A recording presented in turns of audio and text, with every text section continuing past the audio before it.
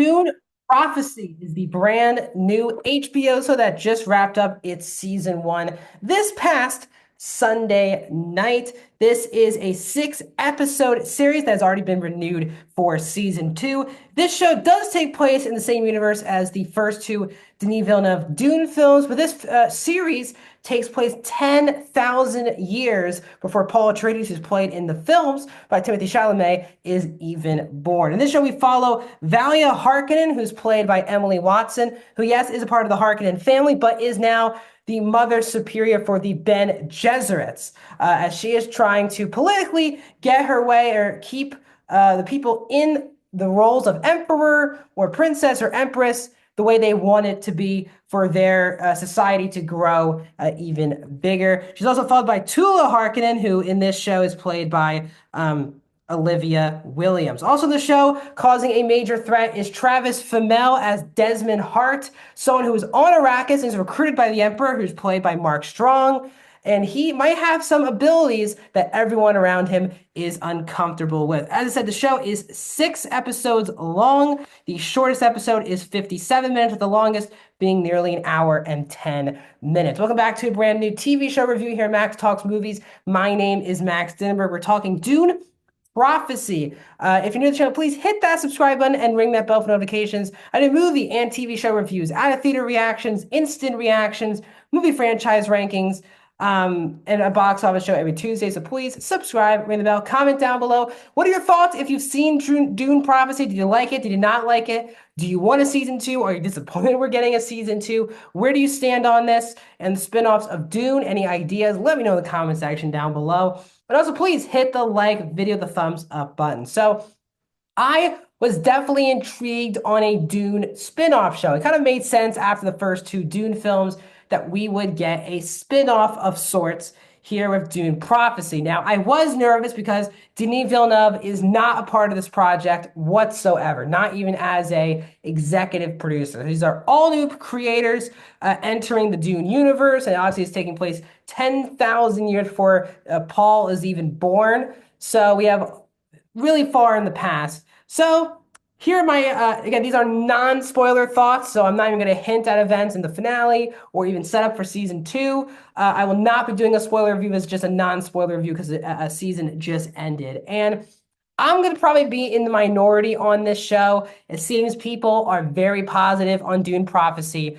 What I'll say is that for me, this show, for the most part, is either not for me or a total mixed bag.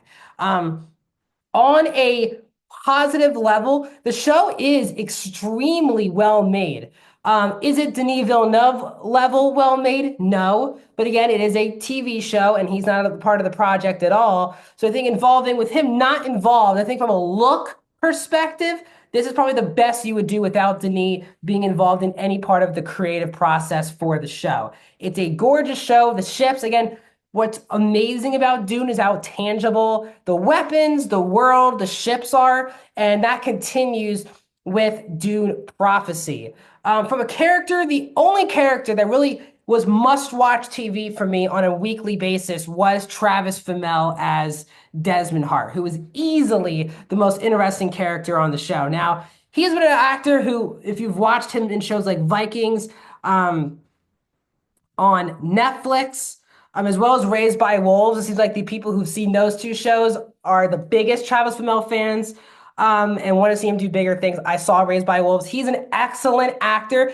Yes, he's very quirky in the way he goes about himself, but I think that's what's really interesting about him, especially in this show, because he's playing someone who probably is the most dangerous character on the show, but he has a generosity, a quietness to him, but also he has a very scary element to him. In 1 second, you can believe you could have an actual conversation with the person, with Desmond, and the next second, you will be terrified that he could kill you with a snap of his finger. So he's a really fascinating character, and he has very unique dynamics with multiple characters on the show, especially with the lead of Emily Watson.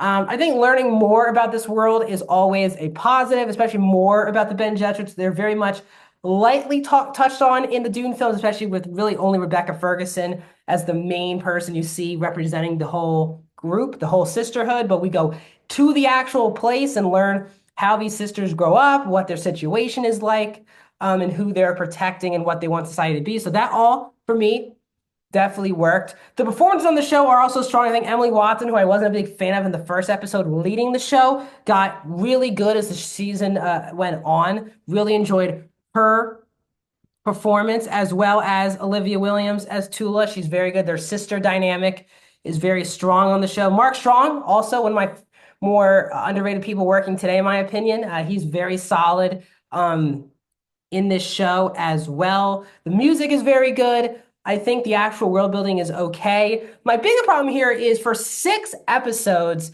for me, there's actually too many things going on. And you can tell that the show just doesn't have time for every single storyline for you to be wrapped into. My major problem with the show, and I think some people are not saying this, I will. The thing about Dune is there are something called the gray houses. We have all these different people from all these different worlds in the world of Dune. And I do think that when you do a spin-off, you should expand the world even more. But I think Dune Prophecy really limits itself because we're still following the exact same political groups from the Dune films. We are only focusing on the Emperor, who we focused more on in Dune 2, Arrakis, the Harkonnens, and the Atreides, and the Bene Gesserits. I feel like we have so many different gray houses that maybe are not touched on in the books, but that's the job of a show, of a spinoff show in a universe, is to expand the world. And I felt it felt extremely limited in scale. And I get in the films, you only have 2 hours. You don't want to show off too many things of going on. But that's what I think what Star Wars did very well, especially moving on from the prequels to Clone Wars, is they really expanded the world of Star Wars, where you can still continue to make up planets in the Star Wars franchise, and the galaxy feels so huge. And I think it's just the total opposite with Dune so far, which is I think if they want to continue into a season 2 or even more spin-offs, expand the world more. I think beyond just from a house perspective, just the Atreides and the Harkonnens, there have to be other houses that are at all interesting. But it just seems like the show felt extremely focused on the same issues that were honestly in the first 2 Dune films. And I think that was a massive mistake. It made the show feel a lot smaller in scale than it should be, because the whole show's revolving around this emperor played by Mark Strong. It doesn't feel like anything major is actually on the line.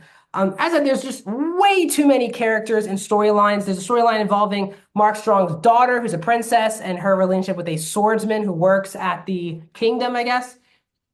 That did not work for me. Didn't like the performances, did not like the characters. Just didn't find them that interesting.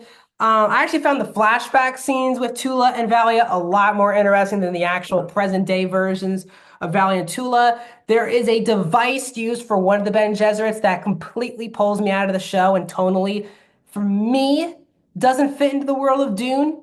For people, that could be a hot take. It was just my opinion. This is just a total mixed bag. There's some weird moments where a show can at times feel like the CW. The thought I was honestly disappointed in were the action scenes. There are not tons of action scenes in this show, but when they are, I just felt them very disappointing. I just didn't feel intense or that invested in the actual action scenes, that anyone was actually in danger.